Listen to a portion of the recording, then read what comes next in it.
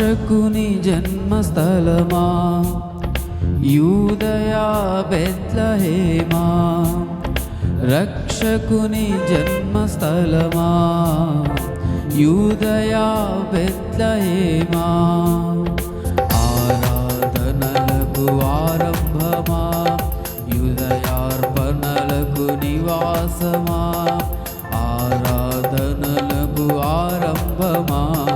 హృదయార్పణలకు నివాసమా, ఎందుకో ఇంత భాగ్యము దాచి ఉంచే ప్రభు నీ కోసము, ఎందుకో ఇంత భాగ్యము దాచి ఉంచే ప్రభు నీ కోసము, స్తుతియు మహిమ ప్రభావము